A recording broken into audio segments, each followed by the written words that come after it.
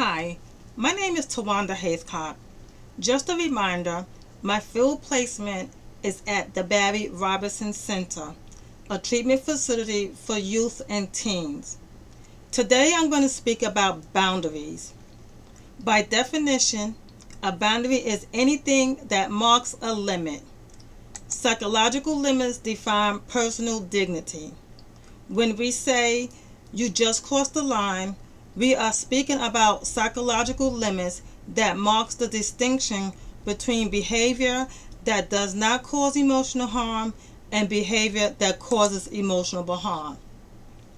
We all need to protect ourselves from emotional harm.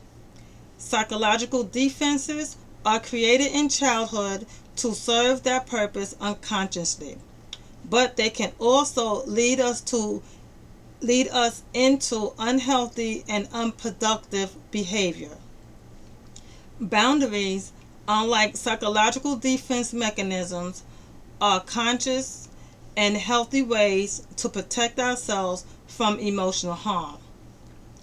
Psychotherapy offers the opportunity to learn as an adult what was not learned naturally in childhood. In psychotherapy, clients can experience the comfort of being understood.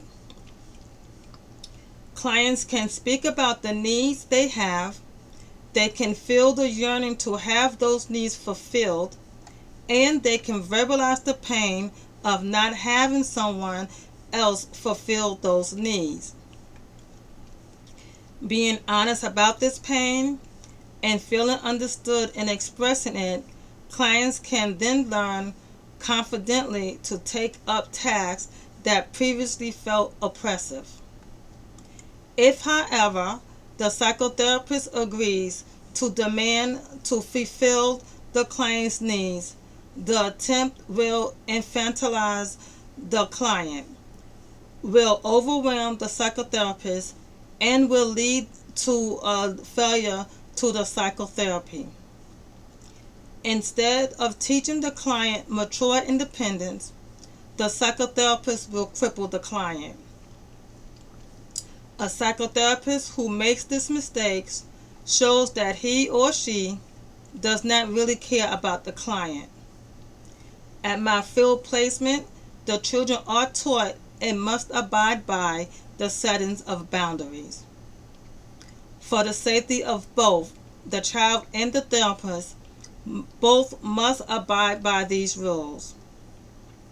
I find it extremely important for me to abide by the boundaries set to ensure not to invade the child's space.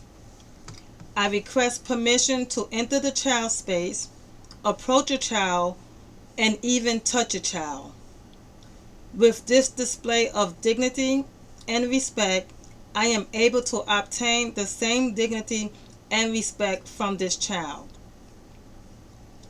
I have found asking for their permission shows them their self-worth.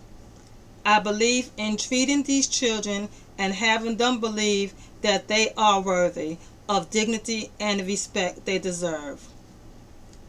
You would be surprised of the response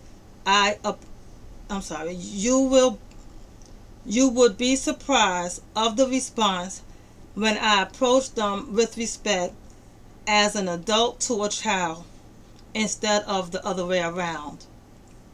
I believe this attitude automatically sets the tone for respect expected and received. I have observed the child crossing boundaries as to spitting at a therapist, with the child stating that the therapist was invading their space. I find it very important to acknowledge the child's rights as to their boundaries, just as I would want the child to respect my boundaries. Thank you.